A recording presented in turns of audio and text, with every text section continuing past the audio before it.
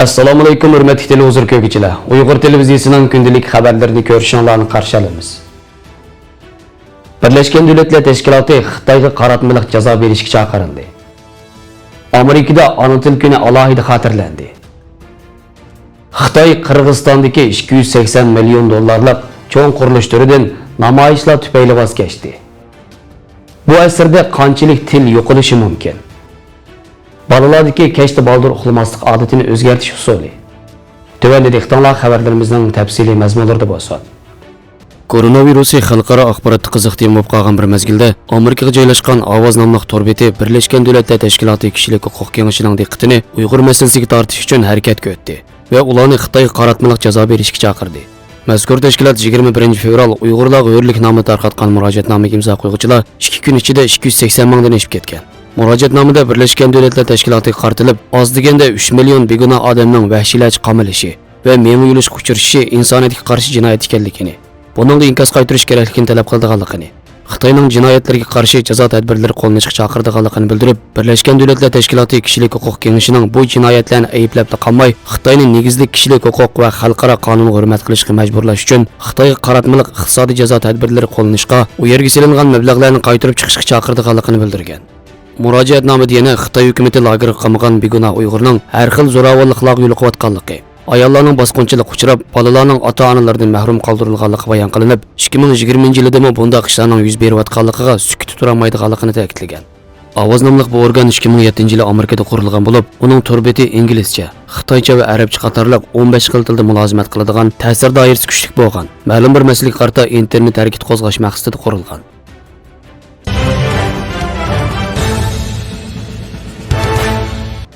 20 fevral Amerikada xotirlangan ona til kunida muhojiratda ona tilni avlod-mavlod davomlashtirish uchun uni turmushning har bir halqasiga singdirishning zarurligi ta'kidlandi. Faoliyatni Amerikaning Virginiya shtatiga joylashgan Mehribon ona ma'arif jamiyati bilan Amerika Uyg'ur birlashmasi hamkorlashib tashkillangan. Faoliyatga yana ma'lum sonda Uyg'urlarning amerikalik do'stlarim ishtirok qilgan. Bu kun Dunyo ona tili kuni munosabati bilan Uyg'urlar bir yerga yig'ilib, o'z ona tiliga bo'lgan sevgisini izhor qilishgan bir kun bo'lib qolmay, balki yana Uyg'ur tili uchun turmada azob chekkan ona til faoliyatchisi Abdulla Oyibning ishtirok qilgan alohida bir kun bo'ldi. Oldi bilan so'zga chiqqan Amerika Uyg'ur birlashmasining raisi Quzat Altay yig'in ishtirokchilariga rahmat aytgach, Abdulla Oyibni qisqacha tanishtirdi. Abdulla Oyib Uyg'ur ona tilini muhojiratda qanday saqlab qolish haqida o'z qarashlarini o'tirib qo'yib, ona tilini shanba-yakshanbalardagi kurslarda anglaydigan til emas, balki uni turmushdagi barliq xalqlarga singdirishning zarurligini ta'kidladi. Uning so'zi tamomlangandan keyin uningga jamoat tayyorlagan bir lavha taqdim qildi va ona til kursining g'unchilari birdan kelib ko'l tutdi. Abdulla Oyib 2011-yili Amerikadagi o'qishni tamomlagandan keyin Sharq Turkistonga qaytib Uyg'ur tilini qo'g'dab qolish uchun qilgan faoliyatlari sababli 2013-yildan 2014-yilgacha tutqun qilinib turmada turgan. U turmadan qo'yib berilgandan keyin Turkiyaga kelib yerlashgan va o'tgan yili Norvegiyaga ko'chib ketgan.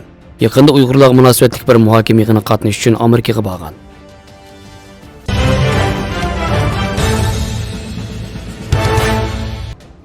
Qirg'iziston yerli xalqining namoyishlari tufayli Xitoy Qirg'izistondagi umumiy qiymati 280 million Amerika dollari bo'lgan bir qurilish turidan voz kechdi.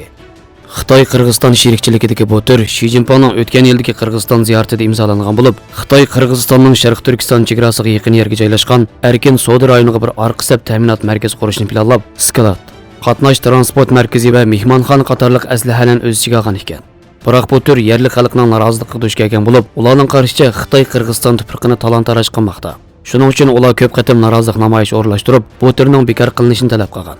17 fevral kuni bu turda sheriklashgan Xitoy shirkati bilan Qirg'iziston shirkati birlikda bayonot e'lon qilib, bundoq cho'ng va uzun mezgillik turni yerliklarning qarshilik tufayli boshlash mumkin emasligini bildirgan. Mazkur namoyish Qirg'izistonning Xitoyga qarshi tunji namoyish emas. Bu tur 5 avgust kuni yuqorgi qurilish planlangan rayon Narin o'lkasida Xitoy Narin konchilik shirkatining shu joyning suv boyligini bo'lg'ash tufayli yerli xalq bilan Xitoy ishchilari orasida to'qinish yuz berib, 47 kishi yaralangan. Buning o'xshash to'qinishlar Qirg'izistonning boshqa rayonlarida yuz bergan.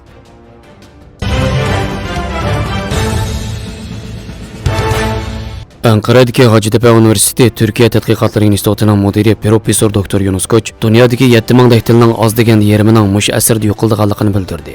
U bir tilning ishiltish doirasining tariyib, aloqalash funksiyasining yo'qolishi va u tilda so'zlashadiganlarning qolmasligining til o'limi ekanligini qayd qilib, bu ahvolning iqtisodiy fursatlar, o'zgarishlar, sanoatlashish, xizmat usullari, ko'chman emgak kuchi, ko'ch, rasmiy til siyosatlari, ayrimchilik, va urush qatorliq sabablardan kelib chiqadiganligini eskartib, Osiyo bilan Balkan rayonlarida kengaymichilik siyosat yurgizgan Charusiya siyosatining rus tilining rayonda hukmron bo'lishini kapolatga qilganligini, ammo boshqa tillarning yo'qolish musofasini tezlashtirganligini bildirdi.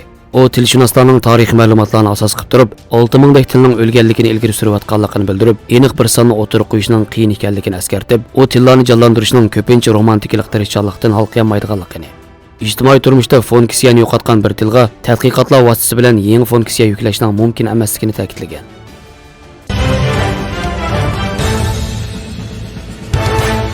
Balalarning uyqusi tilga ilinsa, nurg'unlagan ota-onalarning besh qatidir.